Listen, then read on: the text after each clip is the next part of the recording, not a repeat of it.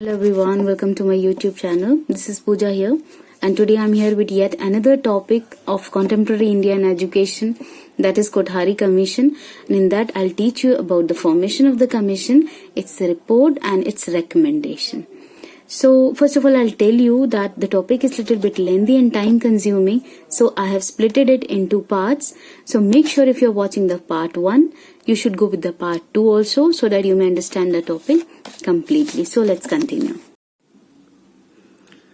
तो कोठारी कमीशन के बारे में जैसा कि मैं आपको बताऊं, देयर इज अनदर नेम, इसका एक दूसरा नाम भी होता है, that is national education commission और नेशनल कमीशन ऑन एजुकेशन. इसको हम इन नामों से भी बुलाते, we can call it as Kothari commission और नेशनल एजुकेशन कमीशन और national commission on education. It was formulated in 1964-1966.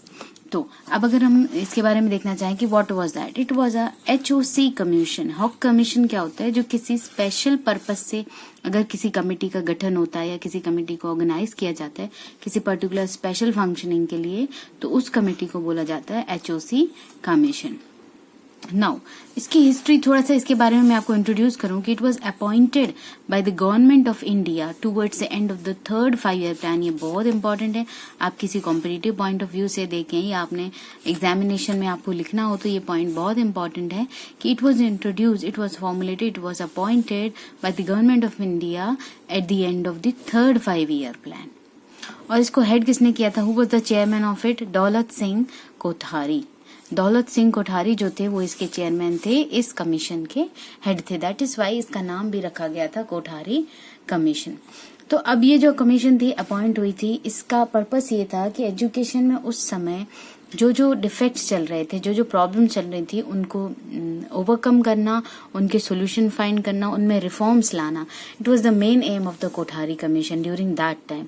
तो कोठारी कमीशन ने कुछ सर्वे में कुछ डिफेक्ट्स निकाले जो कि एजुकेशन सिस्टम में उस टाइम प्रिवेलिंग थे. Those were prevailing during the education system during that time. They were prevailing in the education system during that time. So first was meager importance to agriculture. In the Indian education, agriculture को बहुत कम, meager means बहुत कम importance दिया गया था. Agriculture की study को include almost no के बराबर किया था. Next, nation reconstruction, no relation. Nation reconstruction that means देश का जो पुनर्निर्माण है, देश के विकास में इसका एजुकेशन का कोई रिलेशनशिप नहीं था. एजुकेशन कहीं से कहीं तक देश के विकास से रिलेटेड नहीं थी. Next, in the education system there was excess academics. Excess यानी जरूरत से ज्यादा एकेडमिक इन्वॉल्वमेंट था. मतलब एकेडमिक्स ही एकेडमिक्स को इम्पोर्टेंस दिया जाता था. स्ट्रेस केवल एकेडमिक्स और बुकिश नॉलेज पर था rather than एग्रीकल्चर और नेशन रिकंस्ट्रक्शन. एंड नेक्स्ट था no stress on character formation. Character formation यानी पर्सनालिटी डेवलपमेंट जो होती है इंडिविजुअल्स की, उस पर बिल्कुल भी Kothari during that time education जो प्रिवेलिंग थी, एजुकेशन सिस्टम था, बिल्कुल भी कैरेक्टर फॉर्मेशन पे स्ट्रेस नहीं देता था. अब इसकी रिपोर्ट पे आते हैं. जो कोठारी कमीशन की जो रिपोर्ट थी, it was divided into 4 sections. इसने 4 सेक्शंस में अपनी रिपोर्ट पेश की थी, रिपोर्ट सबमिट की थी.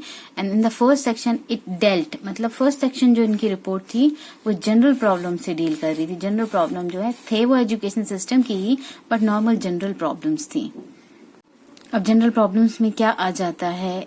नॉर्मल इंफ्रास्ट्रक्चर स्कूल्स का, अवेलेबिलिटी, डिस्टेंस, रूरल एरिया से स्कूल कितने डिस्टेंस पर है, ये जो जनरल प्रॉब्लम्स होते हैं ये कंसिडर की गई थी सेक्शन 1 की रिपोर्ट में. And in the section 2 report what was the educated different stages and different sections. Different section of the society जो वीकर या बैकवर्ड सेक्शंस थे, या फिर डिफरेंट स्टेजेस थे, एज बार जिसको कि हम ले सकते हैं, डिफरेंट स्टेजेस और डिफरेंट सेक्शंस में एजुकेशन का क्या लेवल है. Section 3 implementation of recommendation and suggestions. Section 3 में था कि जो भी रिकमेंडेशंस हम करेंगे, कोठारी कमीशन जो रिकमेंडेशंस करेगा या सजेशन देगा, उसको इम्प्लीमेंट किस तरह से करना है. And second is the supplementary papers. Supplementary papers से आप क्या समझते हैं? देखिए, नेम इटसेल्फ सजेस्ट, तो आप सप्लीमेंट्री पेपर्स को एडिशनल पेपर्स भी कह सकते हैं जो उस रिपोर्ट के साथ लगे थे. Supplementary papers means the additional papers regarding the other matters of related to education along with the report.